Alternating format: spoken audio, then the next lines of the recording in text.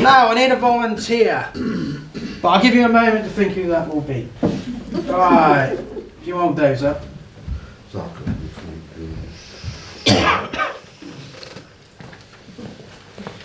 Does anybody know what would nest in those?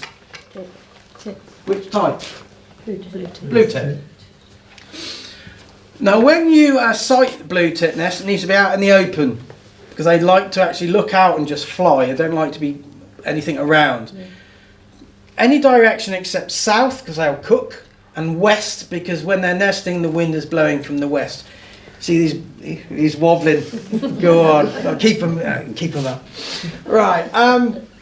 Does anybody know the difference between a hole on the side and a hole on the front? Any guesses? One's the back door and one's the front. No? Could be any others? The size. No, they're all the same size. Okay, when you make hundreds of these things, it drives you nuts. Changing where the location of the hole is keeps you sane. A blue tip just sees it as a hole. He doesn't care. It could be anywhere. That's my sanity. Shall we let him go? Shall we let him put these down? Are they aching yet? Yeah. Oh, okay, put them down then. Anybody know what would nest in there? Robin. A robin. Needs to be open fronted. Bury them in yew hedges, beech hedges. They like to be completely closed off. If they're in the open, probably won't use them, but there's always an exception to the rule. Again, don't face them south, even though it can breathe a bit more, and not west. Now, I need a volunteer. Who's it going to be? They need to come up here with me. Shall we say yourself? Come on, we want a volunteer. Come on. Do you want to volunteer somebody? Come up with me. Now, aren't you glad you didn't put your hand up? Now, you stand face your audience. I want you to pretend you're a tree. Now, aren't you really glad you didn't volunteer? I want a second volunteer. Come on, let's have another volunteer. We're going to be here all night otherwise. Come on. One more. Come on. Oh, okay. Yeah, come on. If I wait long enough, you want to stand next to... Now I'm going to ask you to be a tree. Because trees are very lonely. They tend to grow in groups in woodland. This is a very sparse woodland. Now, anybody know what this is? Bat box.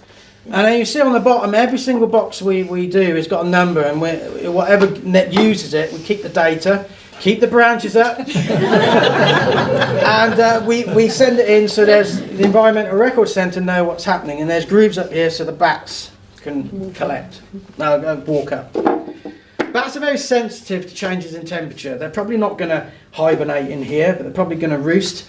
Or halfway through the evening when they've been hunting, they tend to get together communally and have a natter where the good feeding grounds are and stuff. Oh, I've had to listen, I know what they say.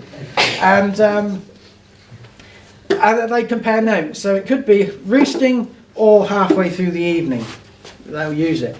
But it's very sensitive to changes in temperature. Don't put one up. Say that's south. You have one facing south. One southwest. And one southeast. So if they want, they can change where they are. So don't just put one up. Thank you very much. You can stand down. Simple, wasn't it? Yeah. You can go home tonight and say, oh, I was a tree. Filmed on a tree. Yeah. Yeah, filmed as a tree. Right. Now you must turn the lollipop sticks around the other way because these have really bad jokes, and the thing that uses it don't like bad jokes. And that's a bad joke. So what two things would use that?